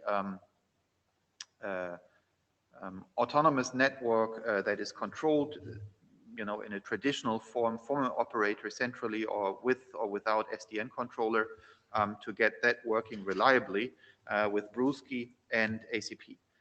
And with the experience from the pre-standard ACP implementations that I worked on, we really need a few infrastructure services for this to run, to successfully bring up Brewski and the ACP for troubleshooting. And then, of course, also to securely access devices across the ACP from the NOC by an operator through the CLI or an SDN controller. So that's kind of was the starting point for what I wanted to achieve, which is kind of still the most important use case. But as we'll see, what we're proposing to standardize will support a lot more. So the core ANI infrastructure services, right? So the most important stuff from the operational experience with pre-standard is really syslog that automatically runs and can, you know, signal, you know, any type of thing that, for example, happens from the Brewski proxy back to the registrar or a syslog server in some other place, so that we actually know when something goes wrong. But equally, when something is working, that the registrar, for example, uses syslog to notify when a new device is being enrolled, and that then the next steps can be taken in some automated workflow. So syslog is the first service, right, that all the ACP nodes can start syslogging what they're doing in the ANI infrastructure, Brewski proxy and whatever else the components are. Clock synchronization to some selected NTP service across the ACP. We need good times even just for basic crypto and certificate validation. We did a lot of jumping around hoops to try to minimize dependency against clocking in Brewski, but of course life is a lot easier if you do have good synchronized time, even if it's just, you know, tracing of event propagation, just, you know, this message came here, that message came there, oh, they were 5 milliseconds apart, which was first, which was second. Very easy to do if you have NTP, otherwise you're kind of very much lost. And then the remote access to the nodes via the ACP, that would really be SSH through the ACP, but these days it's really very convoluted and not good enough just to rely on SSH authentication through the ACP certificates. So it's a lot easier if you have the standard authentication and authorization of access into SSH for controllers, for operators, when you can rely on the standard authorization and authentication tool chain through radius, TACAX, or diameter, radius being the foremost standard of the IETF in that space. So you need to be able to discover in the ACP your radius server across the ACP, and then simply whenever somebody logs in through SSH, whether it's a controller using netconf across SSH or an operator using CLI, that the standard authentication and authorization in terms of here are the commands that can be done, that all that existing stuff is simply automated across the ACP, including that radius authentication.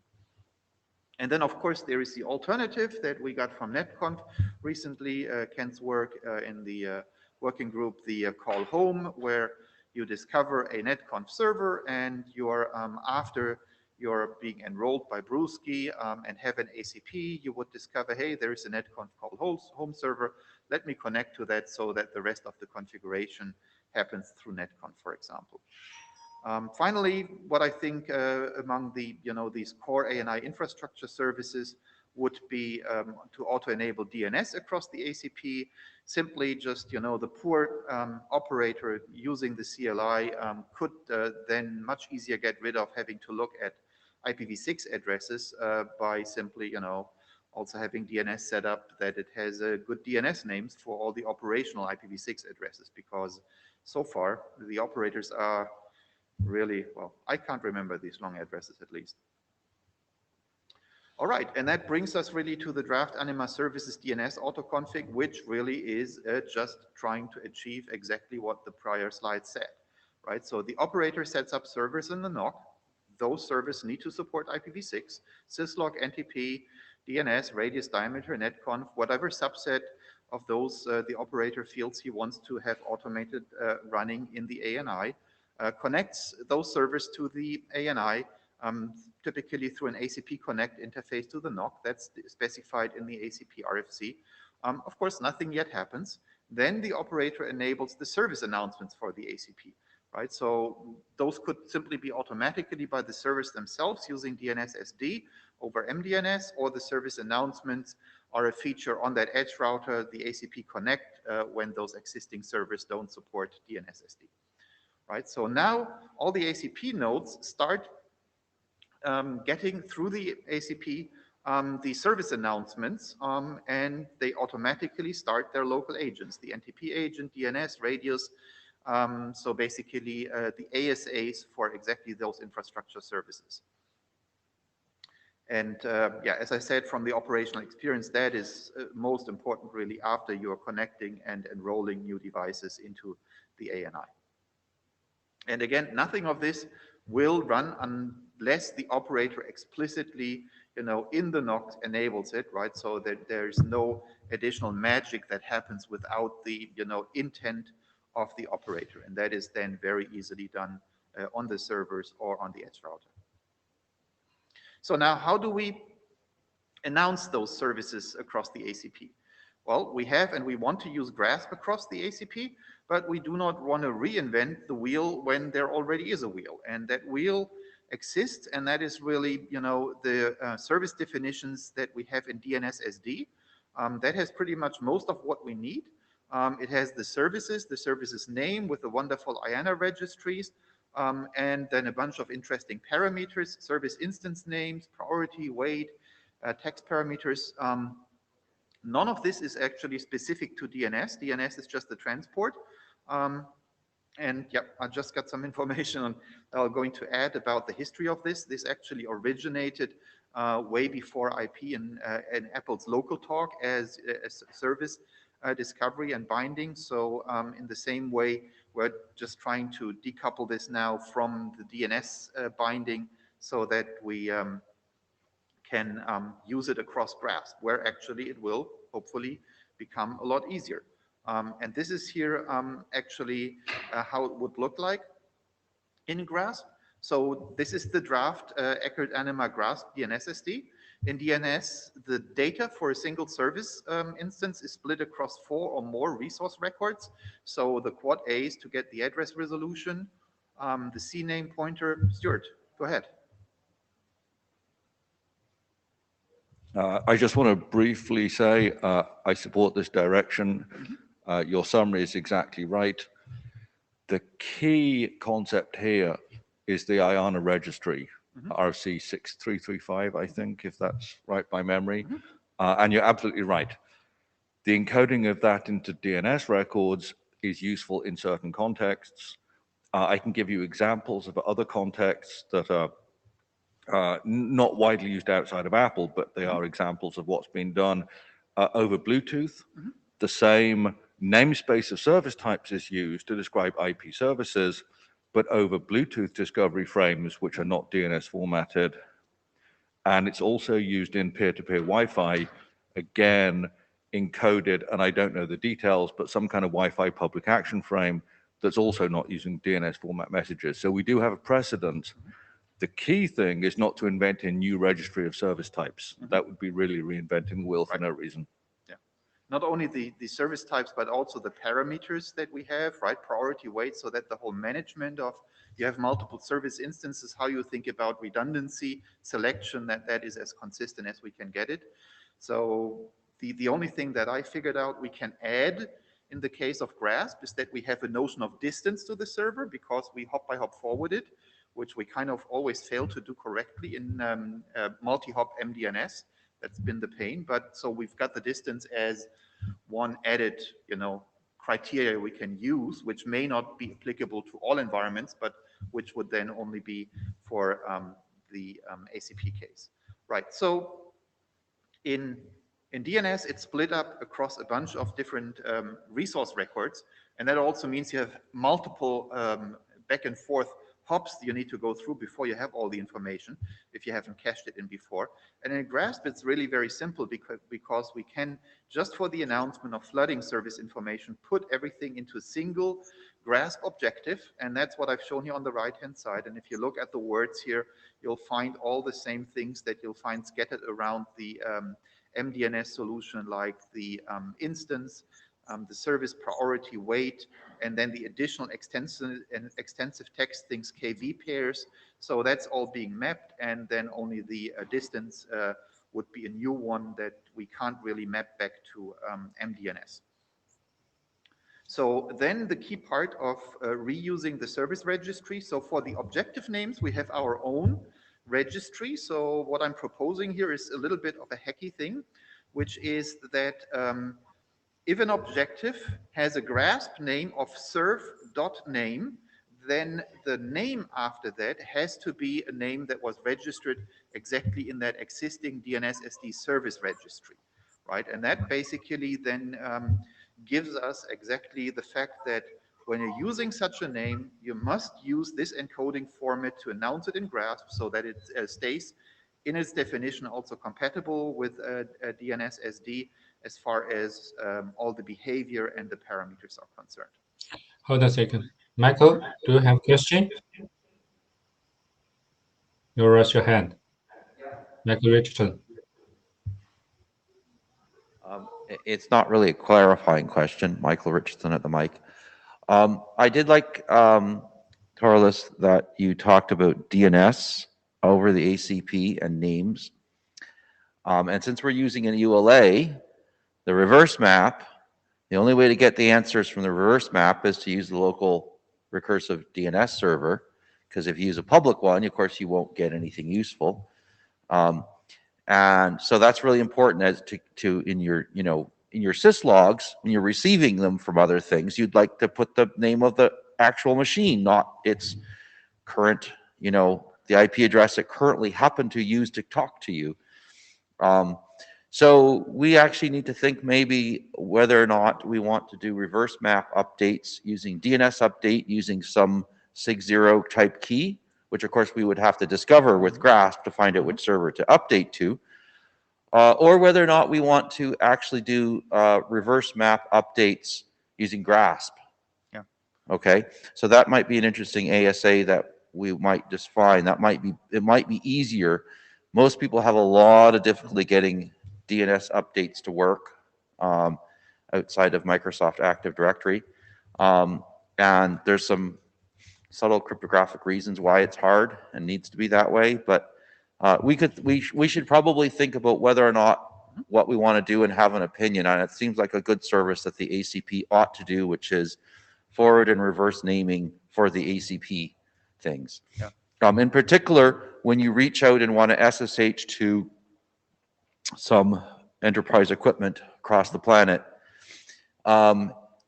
it might be actually useful if we had a opinion, we are opinionated as about how you named that piece of equipment such that you want to go through the ACP versus you name it such that, you know, you'll just go over your public network, because there's reasons to do both. And sometimes you actually want to check if the public network is working, and sometimes you actually want to check if actually the machine is up, and going through the ACP is a better choice because that is more likely to be working. So that's actually the other side of the thing. On the naming side, we may actually want to have some opinions that say, you know, this is a really good way to do it. Maybe this is, you won't want to do it everywhere, but at least we would then be creating a, you know, a convention about that. And we could argue a lot about the details, but I think that would be really useful to do that. I think that's something that this document could do. I fully agree with the intention. I think you brought it up already once. So I don't think it belongs into either of these two documents. I think it would be a separate document, just because this is really just services.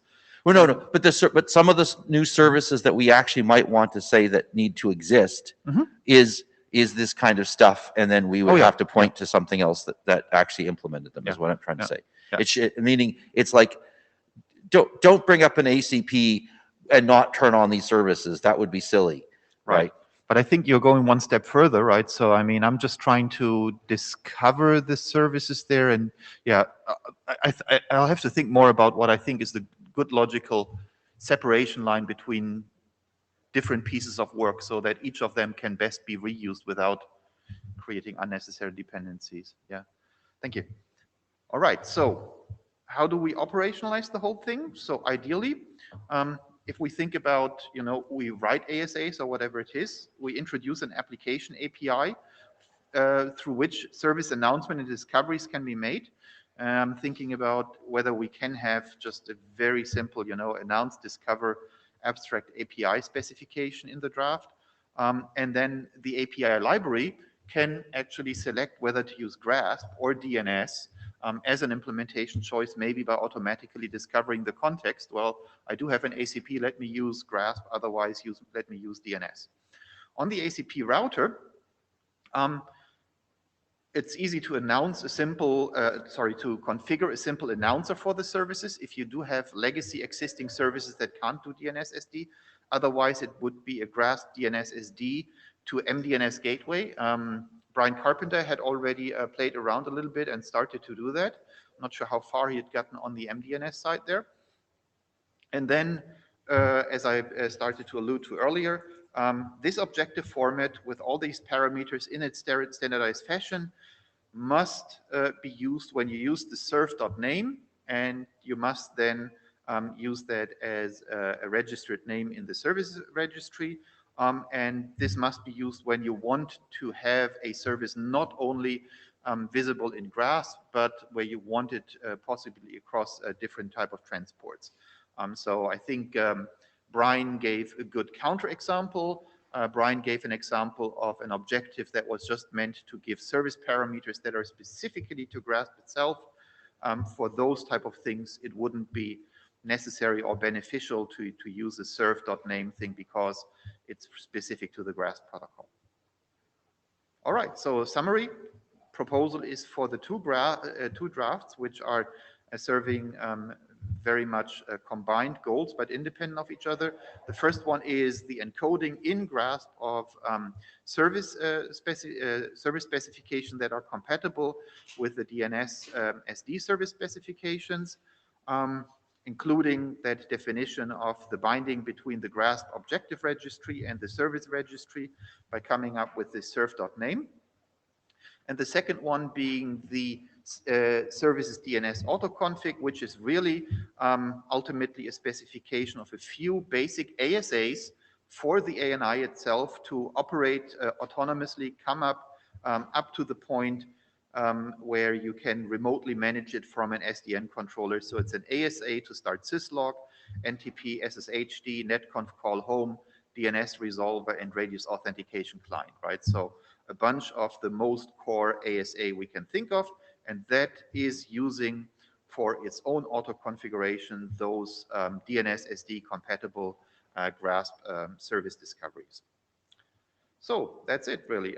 Really would like to see adoption call for these two drafts to the working group. And yeah, please read the drafts, comment on them, and then chime in when we have such an adoption call. Hi, Terence. We're 2 minutes over. That is a big no-no here in the IETF. We're so sorry. You must allow me to say something, because I would be the chair to launch the adoption call if needed. Yeah. Without my ANIMA chair hat, I support this work.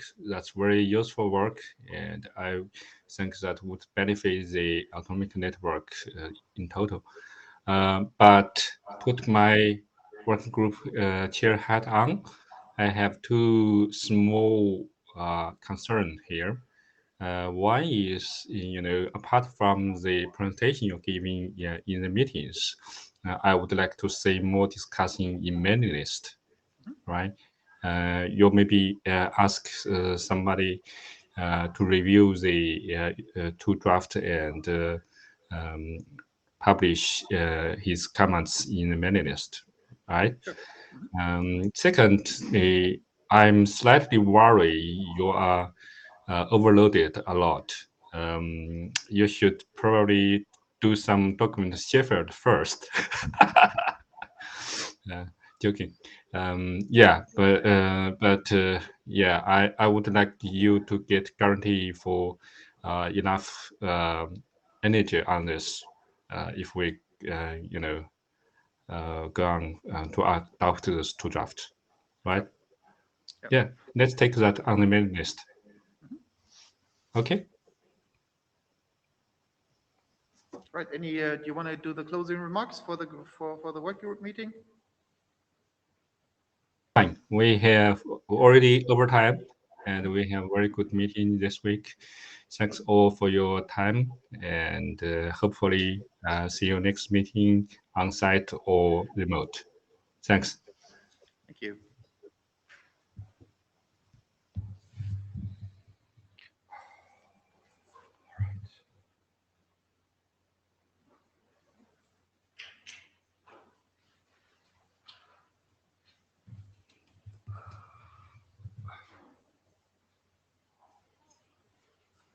Thanks, Thomas. The meeting, I'd like to run off another meeting and then I'm going to go to the airport. So thank you for a good flight home and hopefully see you in Brazil. Yeah, likewise.